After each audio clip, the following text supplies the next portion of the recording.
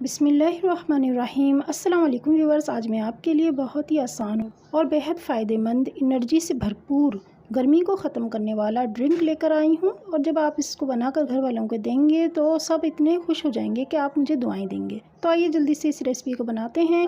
आजकल बाज़ार में आलूचे आ रहे हैं जो कि बहुत अच्छे होते हैं और फ़ायदेमंद होते हैं। और ये देखिए, मैंने तकरीबन 4 आलूचे लिए हैं और ये छोटे बड़े हैं।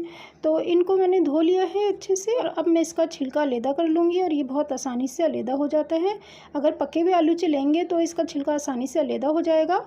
और ये जो ड्रिंक बनेगा ये पके हुए ही आलूचों का बनेगा, यानी नरम हो और पके हुए हों। कच्चे आलूचों का बिल्कुल भी नहीं बनेगा, इससे ये ड्रिंक अच्छा नहीं बन पाएगा। छिलका इसका अलहदा कर लूँगी और इसके बाद इसके बीज भी अलहदा कर लूँगी। और इसी पॉइंट पे मैं आपसे एक रिक्वेस्ट करना चाहूँगी कि वीडियो को लाइक और शेयर ज़रूर कर दिया करें। और चैनल पर नए हैं तो चैनल को सब्सक्राइब ज़रूर कर दीजिएगा, साथ ही बेल आइकन को ज़रूर प्रेस कीजिएगा। इससे ये होगा कि मेरी हर रेसिपी आपको सबसे पहले मिला करेगी।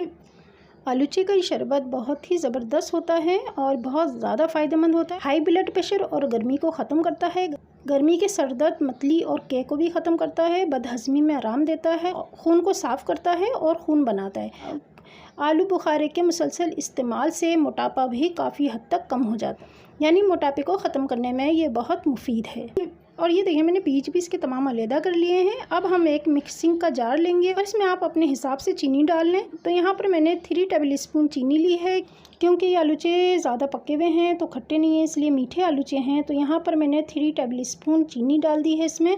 और चाहें तो इसमें थोड़ा सा नमक ऐड कर लें। मैं इसमें आलूचे शामिल कर दूँगी। ये देखें, अब देखें मैं इसको ब्लेंड कर लूँगी। तो यहाँ पर अभी मैंने पानी वगैरह कुछ नहीं डाला, इसको अच्छे से ब्लेंड कर लेना है।